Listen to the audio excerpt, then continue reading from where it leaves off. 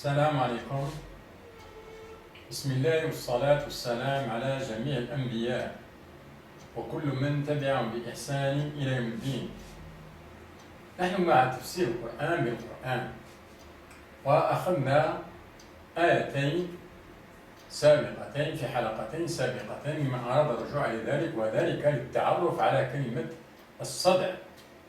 الصدع أو تصدع.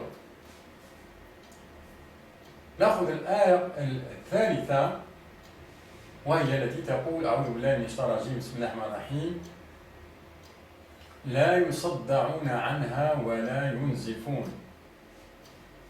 تعرفنا عن كلمة التصدع على أنه التشقق، الانشقاق، التشقق، من خلال آيتين سابقتين لمن أراد الرجوع إلى ذلك، ويجب معرفة ذلك من خلال الآيتين السابقتين. واصل مع الآية هذه: لا يصدعون عنها ولا ينزفون. فهذه تتكلم عن الخمر، خمر الجنة، وتصفه بهذا: لا يصدعون عنها ولا ينزفون. نحن من خلال الآيتين السابقتين علمنا أن كلمة التصدع هي الانشقاق، التشقق أو الانشقاق.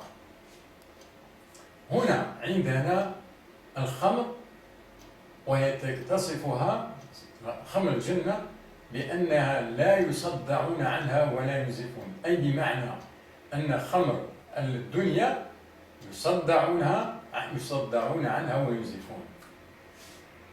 أي بمعنى أولا كلمة صدع أو تصدع تعني الانشقاق، ونحن نتكلم عن الخمر، أي أن هذا الخمر، خمر الدنيا، تحدث لصاحبها ضررا ما.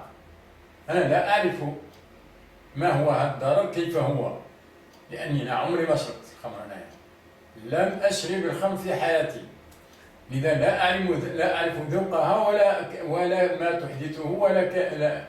أنا من خلال فقط الآية أتعامل وأنظر إلى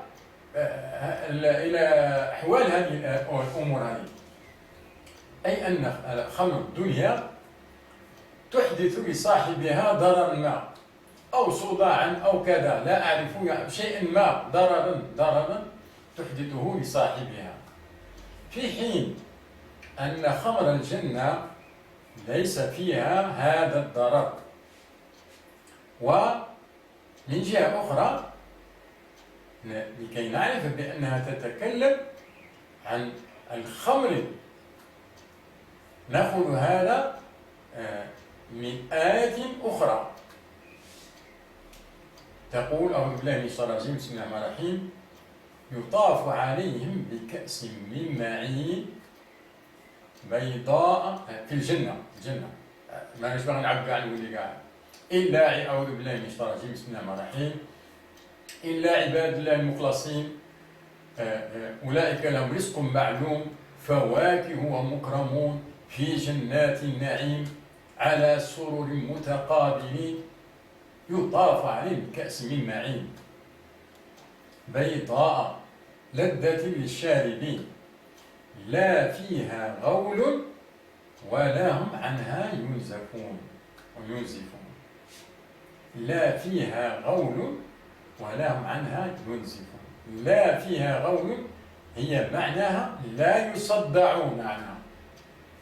يتكلم عن هذه الخمر، يتكلم عن خمر الجنة، لا يصدعون عنها، هي آية نفسها لا فيها غول في الخمر، حتى لأن لا يصدعون عنها حتى لا يفهم بأنها شيء خارج الخمر، لا، بل هي تتكلم عن الخمر ذاته.